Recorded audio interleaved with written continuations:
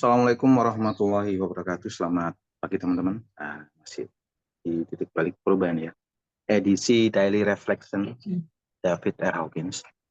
Sebelum kita awali kelas kita pagi ini, marilah kita berdoa terlebih dahulu sebagai syukuran atas nikmat, rahmat, dan kepahaman dalam mengikuti kelas kita pagi ini. Berdoa silakan. A'udzubillahi minasyaitonirrajim. Bismillahirrahmanirrahim. Rabbi zidna ilma warzuqna fahma birahmatika ya arhamar rahimin. Amin. Monggo Kang. Oke ya, bismillahirrahmanirrahim. Assalamualaikum warahmatullahi wabarakatuh. Selamat pagi ya. Jadi pagi ini kita sudah masuk reflection yang ke-6. Dan reflection yang ke-6 ini hanya satu kalimat, bahwa semua problem itu adalah problem. Screen belum Kang? Oh belum. Jadi daily reflection yang ke-6 ini hanya satu kalimat, tetapi ini perlu digali ya, perlu digali lebih dalam. Bahwa semua masalah hanyalah produk dari proses mental. Dan masalah itu kan tidak eksis di dunia nyata, tetapi masalah itu hanya eksis di pikiran dan di perasaan. Maksudnya itu gitu. Jadi pada dasarnya kan yang disebut masalah ini adalah, itu kan ada dua ya, kesalahan dan keterbatasan. Kan hanya itu yang disebut masalah. Yang bikin pikiran kita itu ruwet itu kesalahan dan keterbatasan ini. Yang bikin perasaan kita kacau itu ya kesalahan dan keterbatasan ini. Dan kemarin di kelas mentoring itu kita sudah menjelaskan perspektif ya, perspektif sosial, perspektif psikospiritual kan, dari masalah itu gitu kan. Kan semuanya bermula dari ketika aku itu hadir di dunia, kan gitu ya. Ketika aku itu hadir di dunia,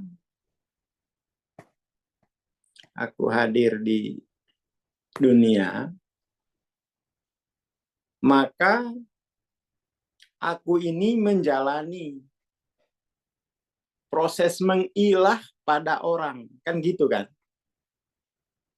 Aku hadir di dunia, maka aku mengilah pada orang. Kayak gitu. Ini permulaan penderitaan tuh dari sini. Tetapi ini bukan sebuah ini adalah proses yang normal. Bukan kesalahan dalam pengertian moral, atau bukan, jangan dulu dibilang ini nanti syirik, enggak. Itu nanti pada usia tertentu baru syirik. Sampai usia berapa tuh kan dia belum kena akibat dari mengilah pada orang ini. 6-7 tahun gitu. Setelah itu baru nanti dia mulai menanggung sendiri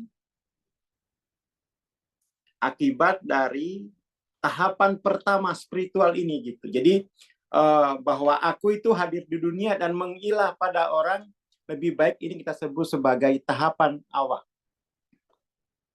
awal spiritual. Jadi sebagai proses minad dulumat, start from gitu ya, start from. Nah, ini mesti kita pahami sebagai latar belakang dari masalah. Kan gitu. Dan penyelesaian masalah ini panjang. Kan selesainya ini di dimensi ketujuh.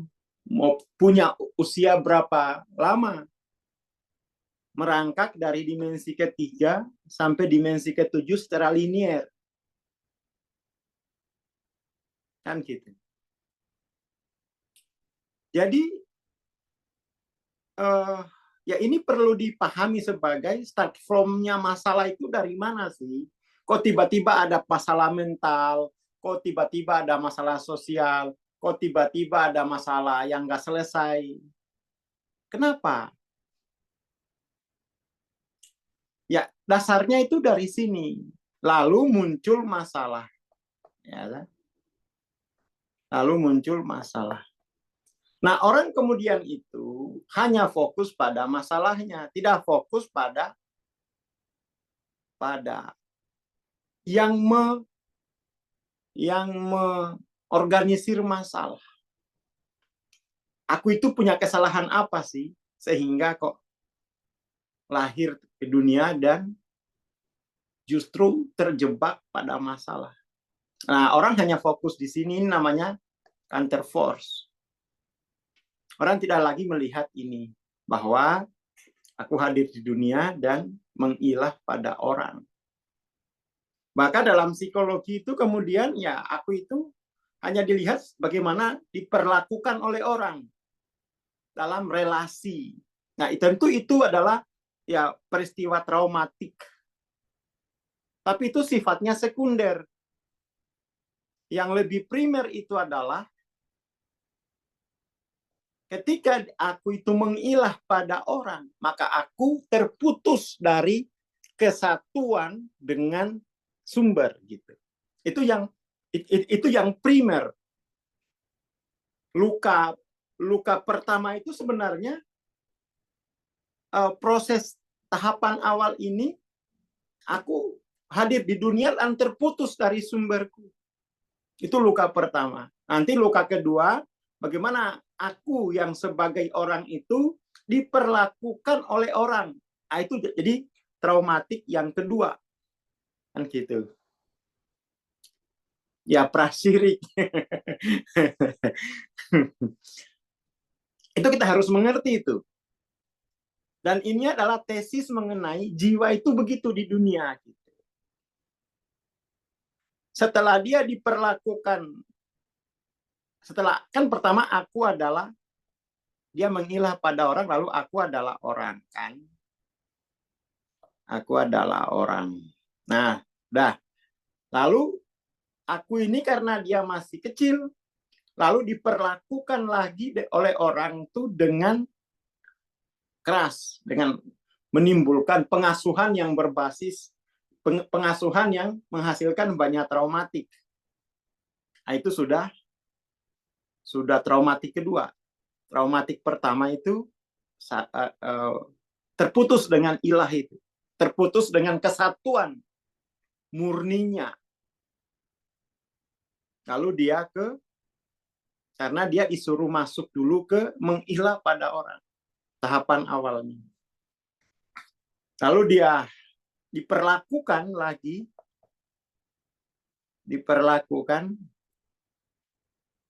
oleh orang lain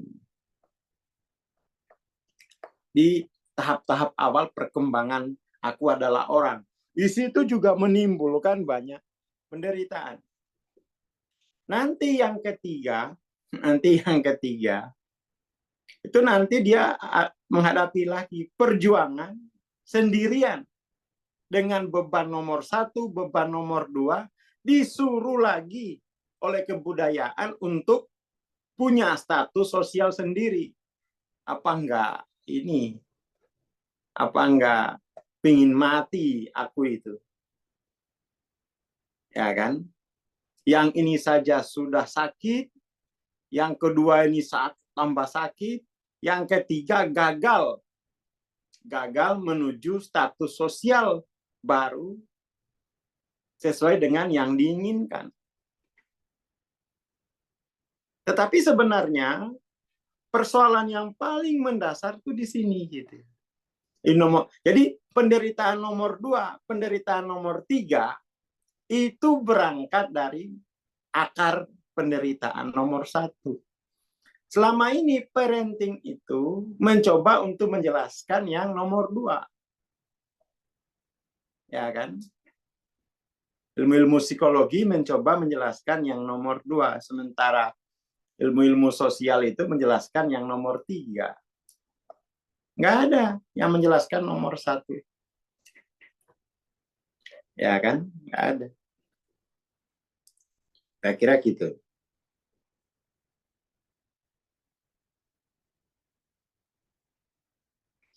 Oke, jadi pada akhirnya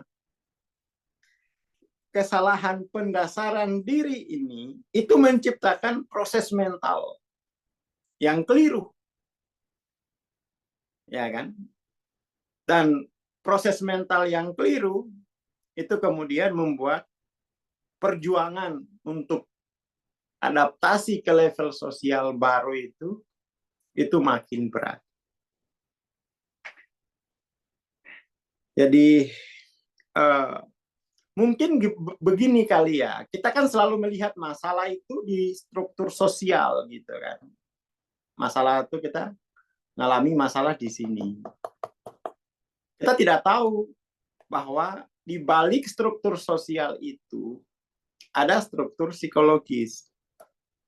Kita gambar dulu mungkin gini ya.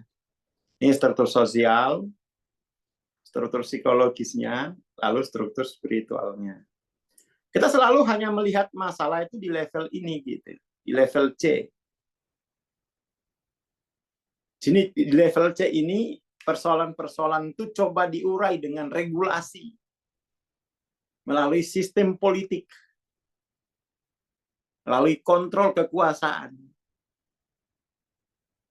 Kemudian di lapisan B persoalan psikologis coba diatasi dengan psikoterapi.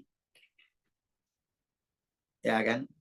Tapi kita tidak tahu bahwa ada layer yang lebih inti, yaitu soal aku hadir di dunia dan dia mengilah pada orang. Ini diatasi dengan torikoh, dengan proses suluk, nafi isbat.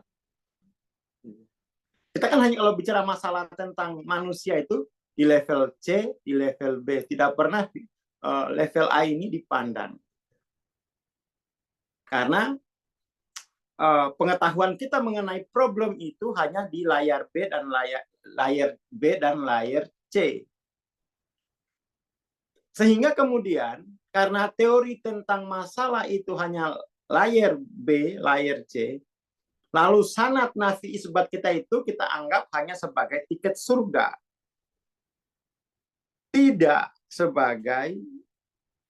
Tidak punya nilai klinis. Padahal kalau kita lihat, nah dia di layar A ada problem awal. Primordial woundingnya itu, luka primordialnya itu ada di situ malah. Ya kan? Ada di level A. Di situ kemudian sanad nafi isbat kita itu bersifat klinis.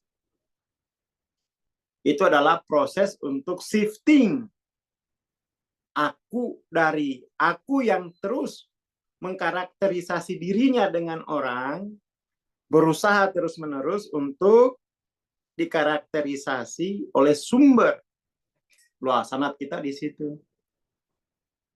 Ketika aku terus-menerus mengkarakterisasi diri dengan sumber, maka sumber memiliki semua potensi untuk memulihkan penderitaan di layar B maupun layar C.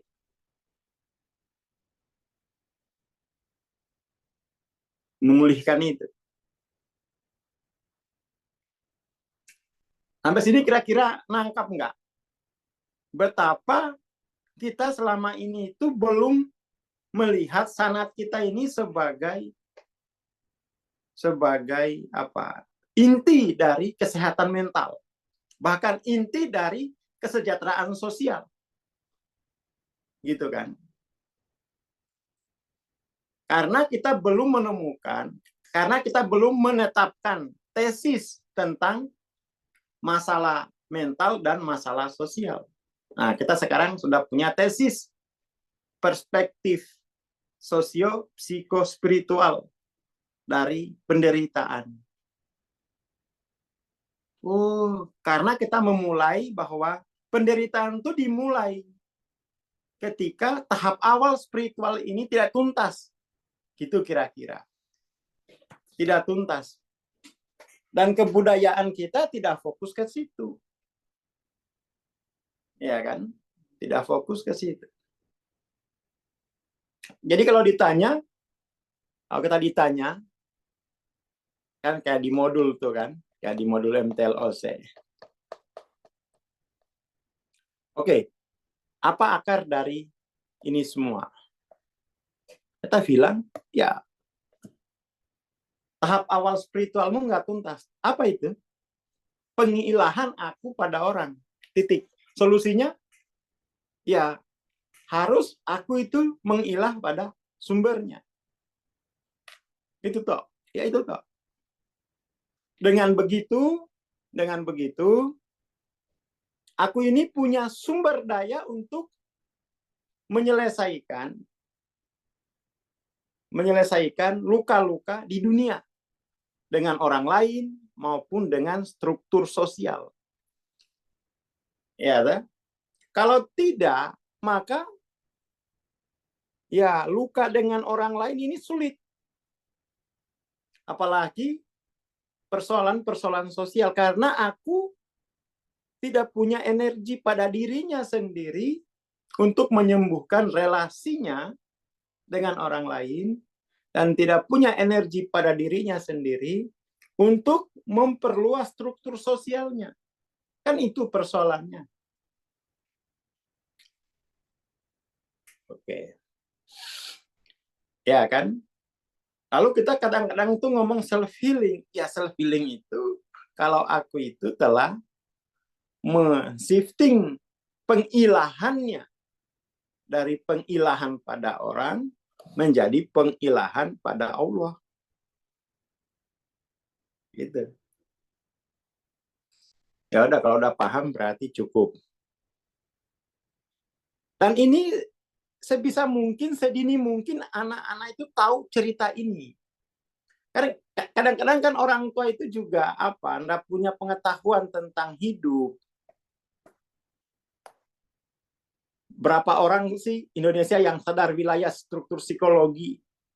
Semua orang itu terfokus kepada struktur sosial, apalagi ke struktur aku. Wow, mana ada? Ya kan? Sejak kapan sih Indonesia itu masyarakatnya mulai mengenal wilayah psikologi? Itu pun tidak cukup. Tidak cukup hanya layer B. Bisa layer B itu cukup ketika kita mengasumsikan kehidupan itu mulai dari relasi dengan orang. Artinya Tuhan ditiadakanlah. Kita adalah pure antroposentris. Kita adalah pure antroposentris.